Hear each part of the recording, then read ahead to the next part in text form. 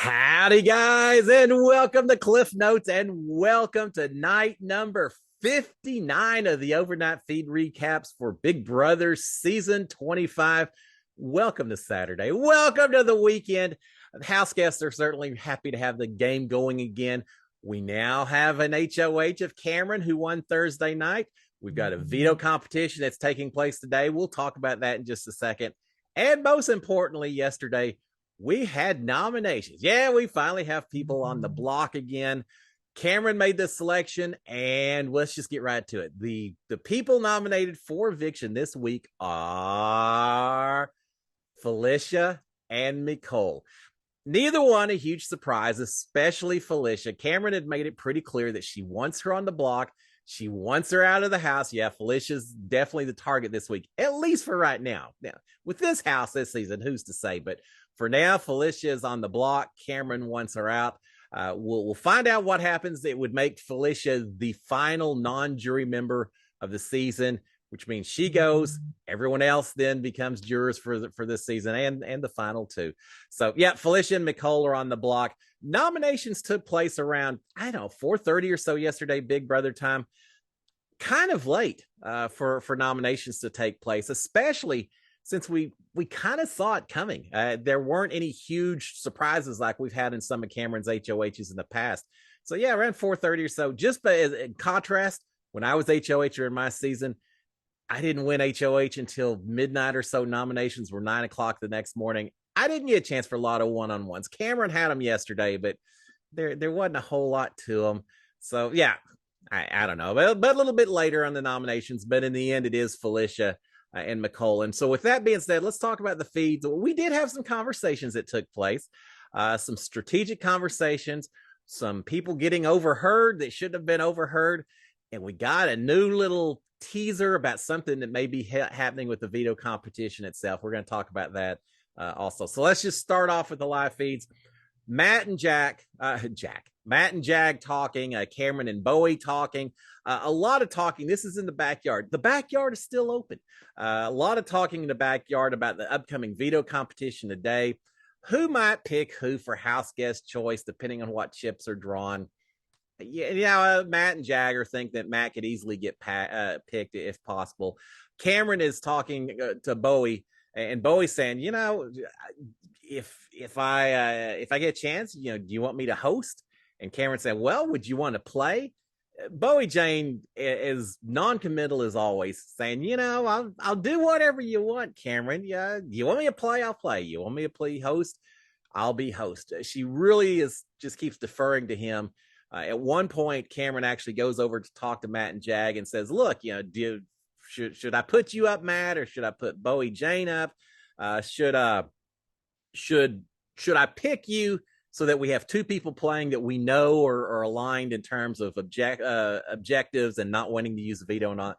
Should we pick two people, or maybe should I pick Bowie Jane so that it doesn't look like us, like we're so close together? Which way should I go? Well, first of all, I think everyone pretty much recognizes at this point in time that Cameron and Matt and Jag are working pretty closely together. Maybe it's not as obvious once you're inside the house, but it certainly seems like it's pretty apparent. I think it's Blue who at one point said, everyone knows y'all are working together. But Cameron saying, maybe we shouldn't look so close by me picking you. Maybe I pick Bowie Jane instead.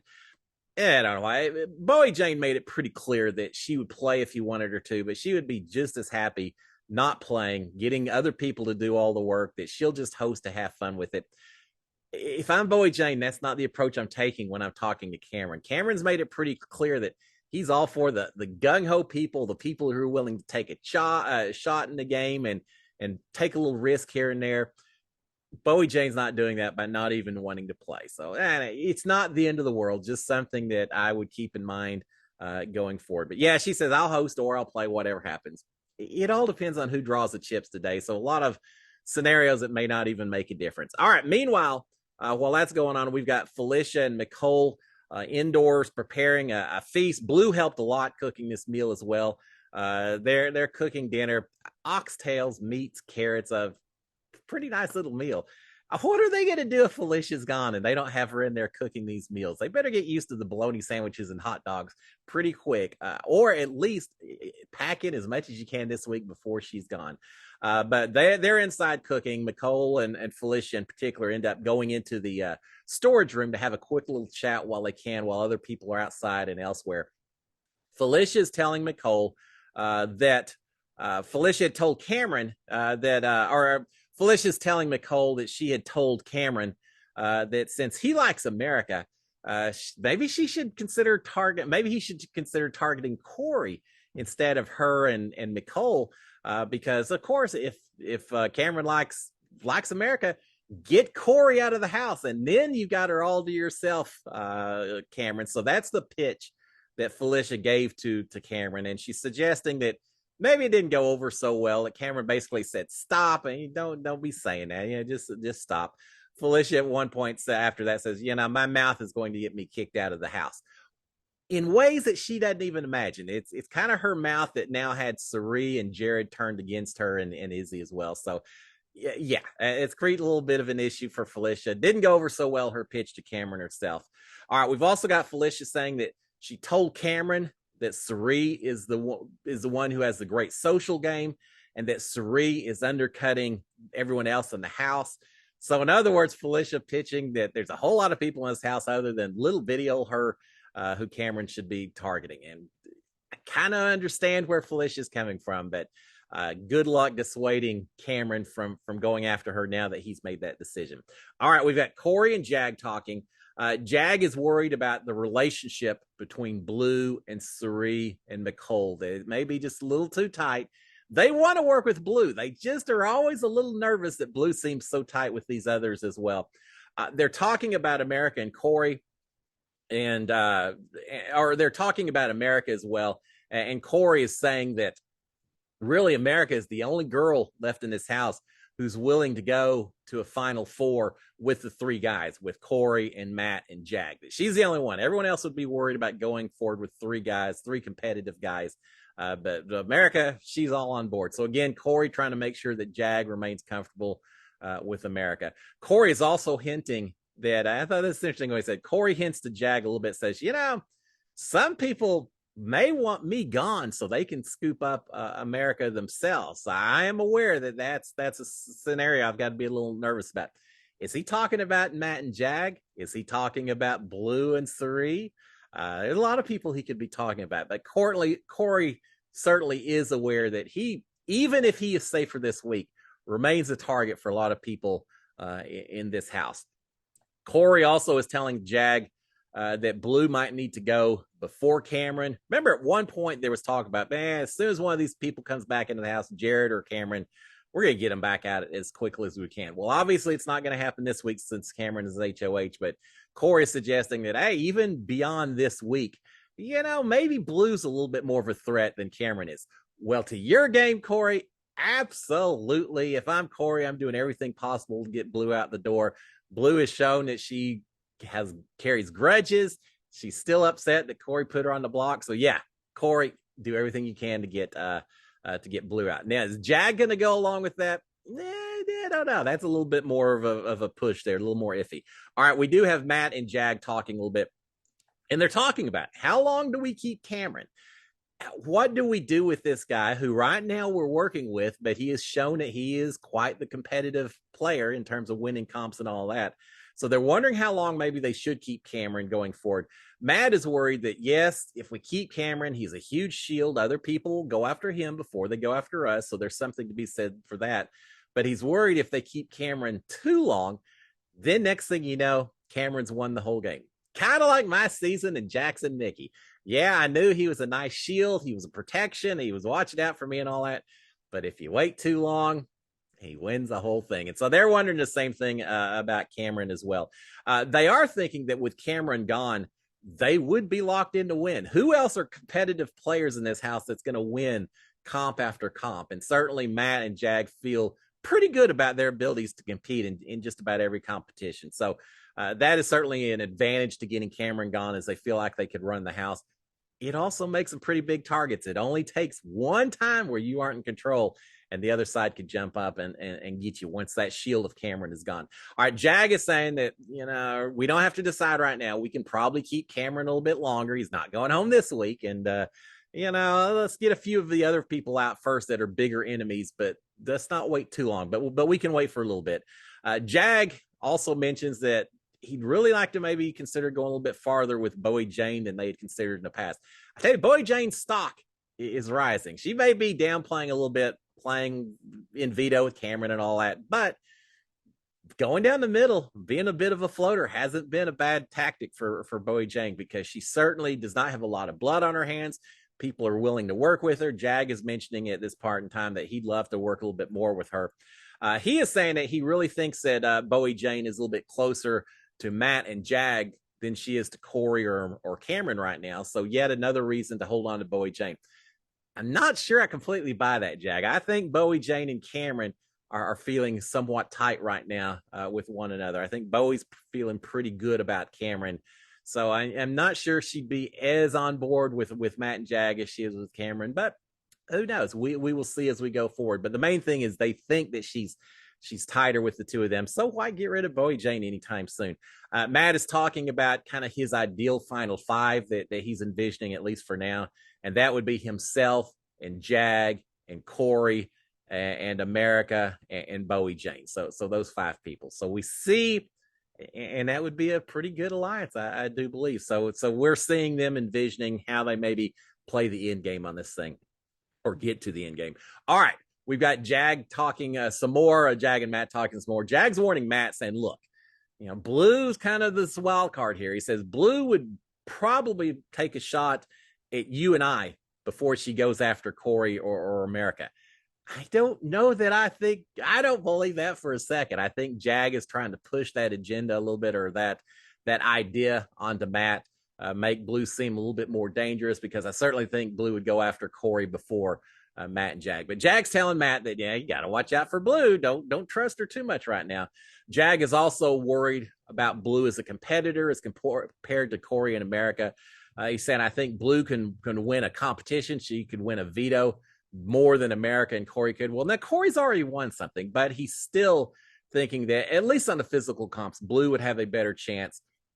It is maybe a more dangerous player from a competition standpoint. So again, Jag, warning Matt, just be cautious of Blue and think about it as we go forward.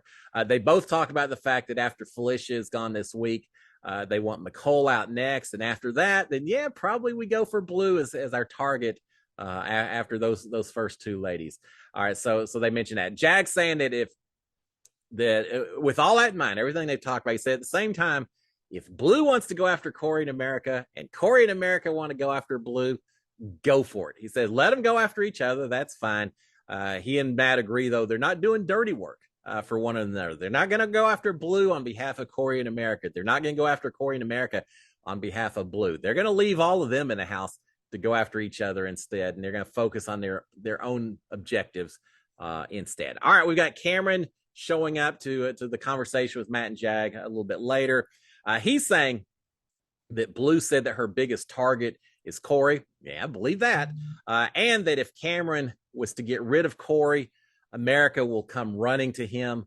That's the second person that has talked to Cameron about, hey, basically get rid of Corey and America is yours. Earlier Felicia had talked about having said that. Now Cameron is saying Blue said the same thing to him. Cameron is saying he doesn't like that look. That's not what he wants. And I do think those people making the suggestions to Cameron, it could backfire. I think Cameron's smart enough. He's going to see that as a bit of a manipulation tactic. And it may just push him back the other direction. So he's saying Blue told that to me. I don't like the way it looks. So that ain't going to happen right now. Cameron is saying that Blue is a replacement nomination if Nicole or Felicia were to win veto and pull themselves off, especially if Nicole won and pulled herself off, because he's really worried that if he put Corey or Cirie or America on the block against Felicia, there's a chance that people could start flipping votes. And next thing you know, one of them goes home, Felicia stays. And that's not what Cameron wants. And remember, guys, it only takes 4 votes this week, 4 votes to send someone out the door. So you don't have to have a whole lot of people alongside you in order to flip this house. And so that's his concern is, if somehow the veto does get used, he wants to put up someone that's certainly going to be a pawn, but someone that's going to make sure that Felicia still goes home no matter what. All right, we've got Felicia talking to, this is in the kitchen. I think they were still working on dinner. Felicia was talking to, I think, Cirie and Blue and Matt and America are all in there. And Felicia saying, "Hey, if I get house guest choice, and I pick y'all to play, would y'all play for me in veto? Would you consider using the veto?" Everyone's pretty quiet. Matt is the only one who responds, says, "Yeah, I'd use it, and yeah, I'd pull you off if you pick me, and then I won veto, I'd pull you off, but." Cameron wouldn't like it. So I would have to think about that. But yes, I would. I did not hear Blue answer, but Blue apparently said also that she would also use the veto, play for and use the veto if that was the case. Remember that, because that's going to come up in just a second. So we did have that conversation, but the fact that Cirie and America are both very quiet, especially Cirie, it's got to let Felicia know that she does not have a lot of supporters in the house right now. All right, we've got Bowie Jane talking to Jag. She's telling Jag that America had said that they're going to put up Blue as a back door this week. I am not real sure exactly what she was talking about, but basically Bowie saying, "Hey, Jag, America said that they're going to put up Blue and that you're on board with that." And Jag saying, "Yeah, no, I never said that. I did not agree to that." And again, I think they're talking about the idea of maybe doing a backdoor blind side of Blue this week. And Jag saying, "Yeah, no, don't bring me on that. I did not tell that to America, so don't believe that, Bowie Jane." All right, we've got Corey and Cirie talking. And not a lot of game talk, really. They're trying to count votes and see who would vote which way and all that. Talking about they only need 4 votes this week. Not a lot of strategic talk. I just thought it was interesting. Corey and Cirie are talking to each other. Cirie's such a fantastic social game player. She's still trying to make her connections and all that.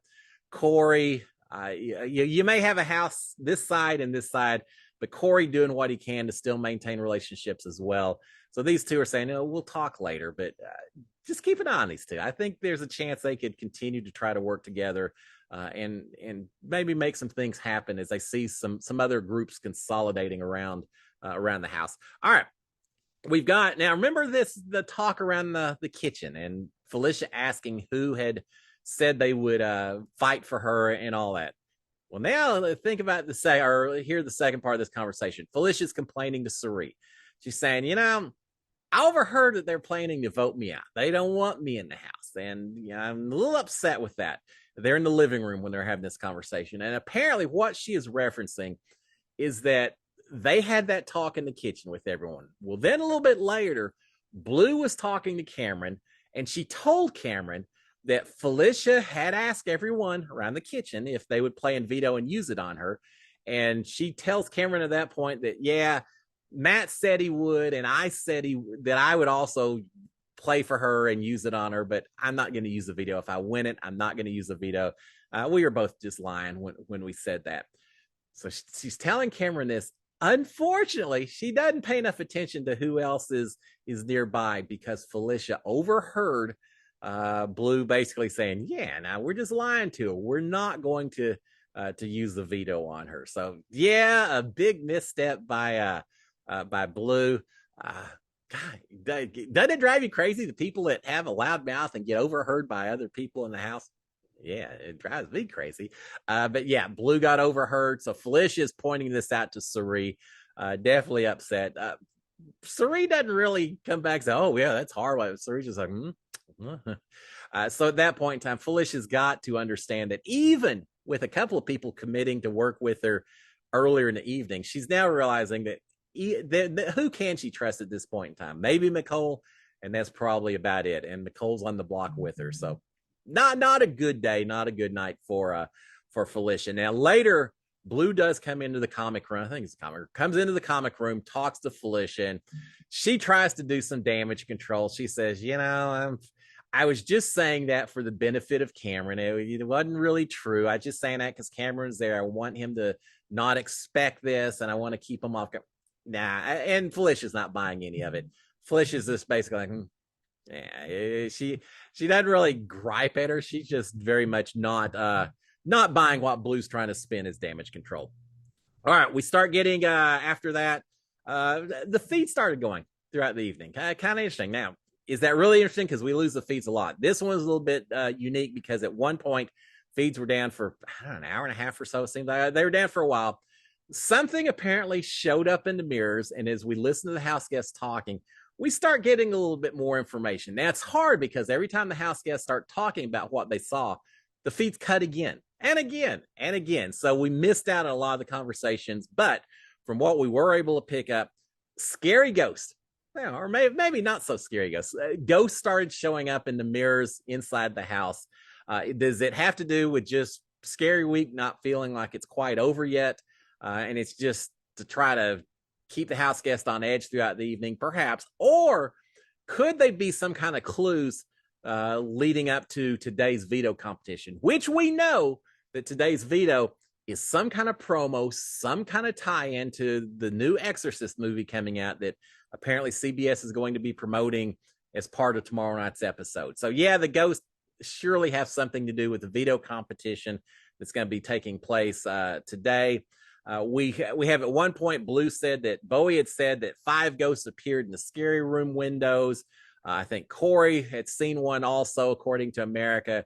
So ghosts are popping up throughout the house. Now, let's talk about this veto competition and some kind of ghost type tie-in. The backyard is still open, right?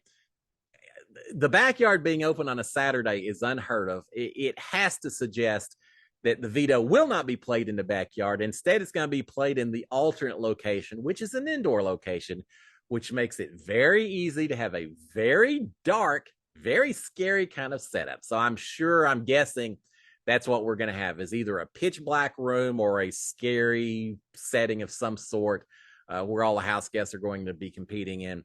And these things in the mirror very well could be some kind of clues. We don't know just yet, but apparently a lot of ghosts showing up throughout the whole evening. We didn't have ghosts. We had clowns during my season. I think clowns are even scarier sometimes.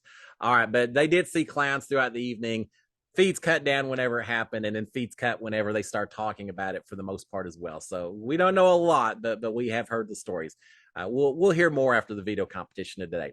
All right, we have Blue talking to the cameras, just her alone, talk to the cameras a little bit. She's saying that she saw a scary face in the window or the mirror. She didn't call it ghost. She says scary face. So yeah, she saw that.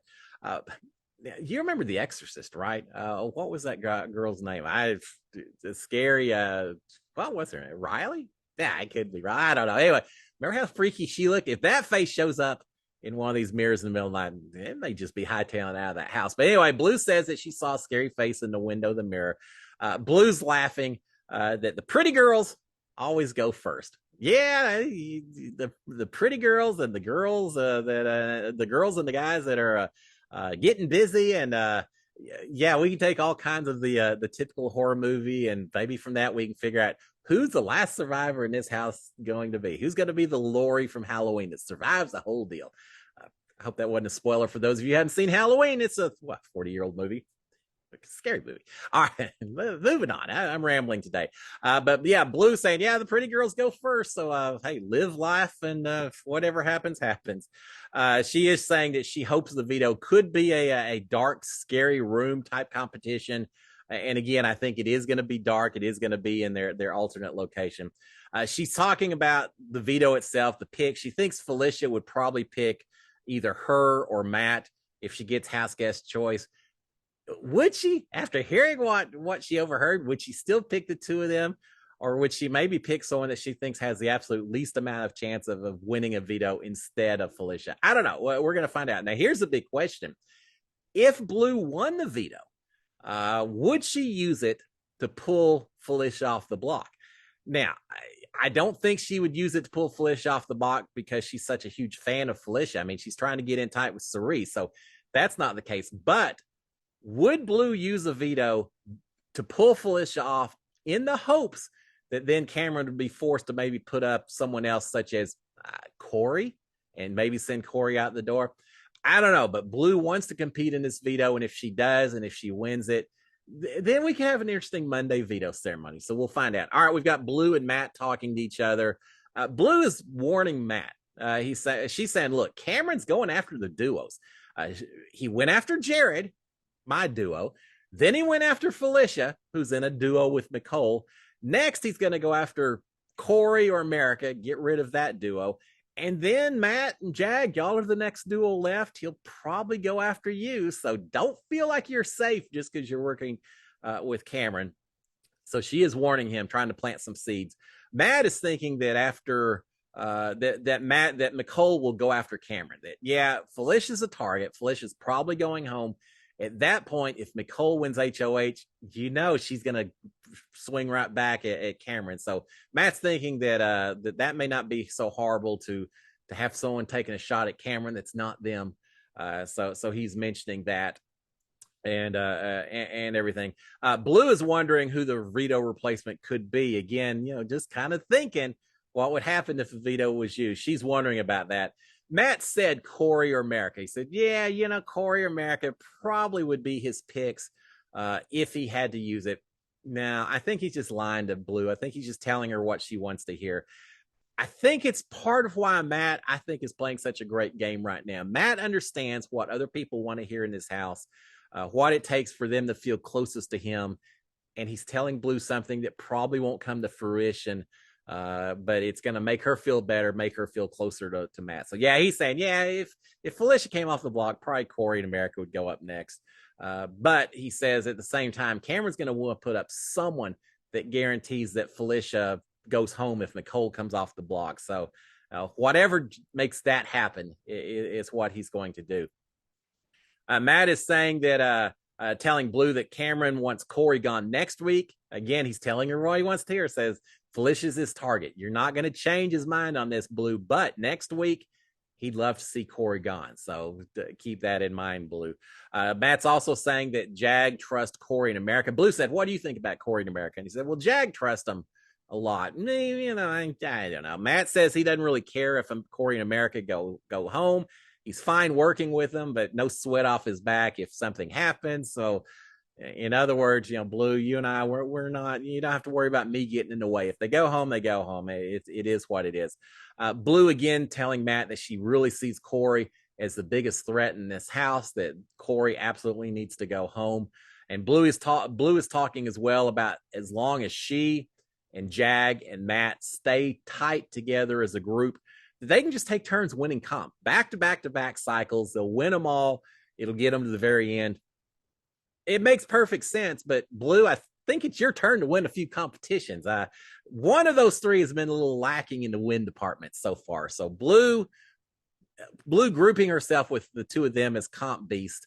Now Corey has said she's come close on multiple rounds, so it's your turn, Blue. Prove your value to the group.